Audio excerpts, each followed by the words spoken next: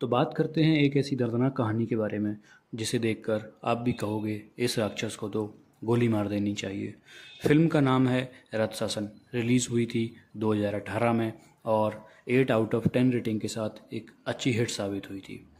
कहानी शुरू होती है प्लास्टिक में लिपटी हुई एक स्कूल जाने वाली लड़की संयुक्ता की लाश मिलने से।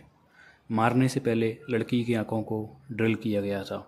साथ ही साथ एक अलग जगह पर अरुण की कहानी चल रही है जो पागल लोगों के ऊपर फिल्म बनाना चाहता है, लेकिन अरुण की स्क्रिप्ट किसी को पसंद नहीं आती और फैमिली प्रेशर मतलब इसके जीजाजी के कहने पर बेचारा पुलिस की नौकरी कर लेता है और अपने दीदी जीजाजी और एक भांजी के साथ रहने लगता है।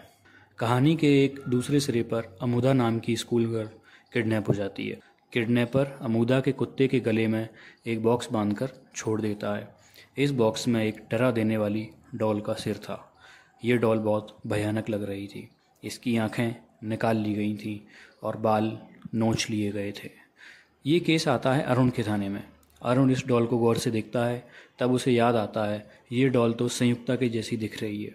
मतलब डॉल के चेहरे पर जहाँ जहाँ मार्क्स थे वहीं सेम मार्क्स संयुक्ता के चेहरे पर भी थे। आंखें भी निकाली हुई थी और दांत भी टूटे हुए थे। अरुण समझ जाता है और जाता है सीनियर ऑफिसर के पास। सीनियर को पूरा मामला समझाता है, पर वही हमेशा का रोना।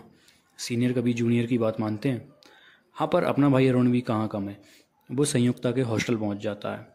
वहाँ पता चलता है संयुक्ता के किडनैप होने के बाद भी एक गिफ्ट आया था और उसमें भी एक कटी पिटी डॉल का सिर था। तभी पता चलता है कि अमुदा की बॉडी मिली है। इसकी बॉडी भी प्लास्टिक में लिपटी हुई है। सिर पर चोट के कुछ निशान हैं। कुल मिलाकर बेरहमी से मर्डर किया गया है। पोस्टमार्टम रिपोर्ट सामने आती है। दोनों का मर्डर सेम तरीके से किया गया है। ये किसी साइको का काम है। पुलिस एक प्लान बनाती है कि लाश को सीक्रेट रखा जाए।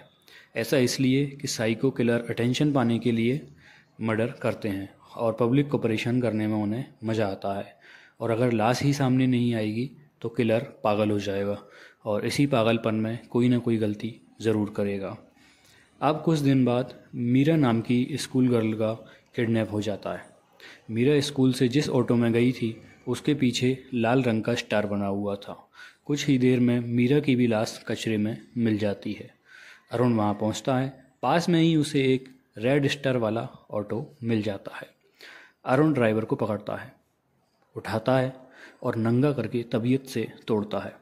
ड्राइवर उसे बताता है वो एक स्कूल टीचर इमराज के लिए काम करता है जो स्कूल की लड़कियों के साथ गलत हरकत करता है। अरुण मास्टर के घर जाता है, पर वहाँ तो मास्टर है ही नहीं।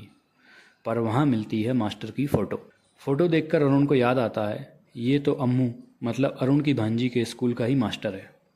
अरुण स्कूल पहुँचता है। वहाँ मास्टर अम्मू को ही परेशान कर रहा था। बस फिर क्या, हर बार स्कूल में मास्टर स्टूडेंट को पीटा करते थे। इस बार पुलिस के हाथों मास्टर पिट गया और पिट क्या गया, तबीयत से घसीट घसीट कर धोया गया। अब मास्टर हॉस्पिटल में है। मास्टर बताता है कि वो लड़कियों को बस परेशान करता था, पर उसने कभी किसी लड़की को मारा नहीं है। और मास्टर वहाँ से भागने की कोशिश करता है। तभी अरुण उसको वहीं सुला देता है। वहीं दूसरी तरफ अम्मू मतलब अरुण की भांजी का ही किडनैप सेम तरीके से हो जाता है। घर के बाहर वही डब्बा। कुछ दिन बाद अम्मू की बॉडी मिलती है और अरुण को सस्पेंड कर दिया जाता है। तभी एक दिन अरुण को मीरा के हियरिंग क्लिप से एक ऑडियो मिलता है जिसकी जासूसी करने के बाद अरुण पहुंचता है एनाबेला के शो में। इत्तेफाक से वही ऑडियो उसके शो में भी बजता है। अरुण को एक बात पता चलती है कि जिस जिस स्कूल में एनाबेला ने शो किया और वॉलंटियर के तौर पर जिस लड़की को बुलाया उसी का किडनैप करके मारा गया है।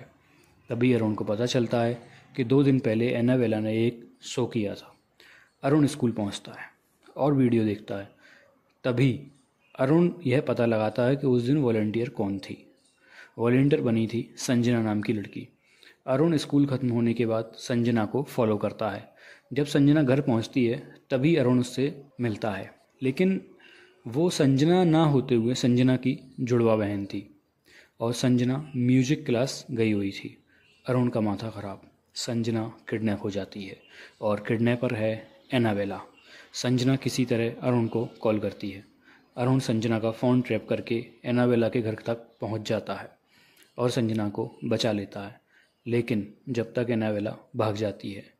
अब यहाँ आता है एक ट्विस्ट। घर में अरुण को एक फ़ोटो मिलती है। यह वही फ़ोटो थी जो एक बार पहले एक मर्डर के सिलसिले में अखबार में छप चुकी थी। अरुण उस मर्डर केस के इन्वेस्टिगेशन ऑफिसर के पास जाता है। ऑफिसर अरुण को बताता है कि एनाबेला का असली नाम मैरी है और उसके पति की मौत के बाद वो मैजिक शो किया करती थी। मैरी का क्रिस्टोफर नाम का एक लड़का था। दोनों ने मिलकर सोफ़ी नाम की लड़की की हत्या कर दी थी। पुलिस ने दोनों को अरेस्ट किया, पर कुछ दिन बाद ही दोनों की कार एक्सीडेंट में डेथ की खबर आई थी। तभी अरुण को लगता है कि मैरी उस एक्सीडेंट में बच गई होगी और क्रिस्टोफर मर गया होगा, और इसीलिए अब वो लड़कियों को मार रही है। अरुण वहाँ से चला जाता है। थोड़ी देर बाद उस केस का इन्वेस्टिगेशन ऑफिसर कुछ नोटिस करता है और अरुण को कॉल करता है, पर वहाँ एनाबेला आ जाती है और उस ऑफिसर को मार देती है। अरुण मर्डर स्पॉट पर पहुँचता है और पुलिस अरुण को ही अरेस्ट कर लेती है। अब अरुण पुलिस की हिरासत में है। वहीं वो कांस्टेबल से स्पॉट पर मिले फ़ोटो दिखाने को बोलता है। फ़ोटो देखने पर अरुण समझ जाता है कि एनाबेला मैरी नहीं बल्कि उसका लड़का क्रिस्टोफर है, जो लेडीज़ कॉस्ट्यूम में घूमता है। मतलब दिमाग का दही करने वाली बात। अरुण पुलिस स्टेशन से भाग जाता है। तभी अरुण को बीजी का कॉल आता है। वो बताती है एक बूढ़ा आदमी उसके घर आया और उसकी भांजी को किडनैप करके ले गया। अरुण उस बच्ची को ढूंढने निकलता है। वो समझ जाता है कि क्रिस्टोफर ही गेटअप चेंज करके आया था। अरुण अपने दोस्तों को भी क्रिस्टोफर को ढूंढने के लिए बोल देता है। तभी अरुण का एक दोस्त उसे बताता है कि क्रिस्टोफर डॉक्टर नंदन की सीक्रेट जगह पर है। अरुण वहां जाने के लिए निकलता है और डॉक्टर को भी बता देता है, पर क्रिस्टोफर डॉक्टर नंदन को मार देता है। क्रिस्टोफर मैजिक ट्रिक दिखाता है जिसके बुलबुले खिड़की से बाहर निकल रहे होते हैं। अरुण समझ जाता है कि क्रिस्टोफर यहीं है। अरुण अंदर पहुंचता है। दोनों के बीच फाइट होती है और होता वही है जो हमेशा होता है। अरुण क्रिस्टोफर को उसकी मम्मी मैरी के पास पहुंचा देता है। अरुण भी घायल हुआ था, तो वो भी हॉस्पिटल पहुंच जाता है।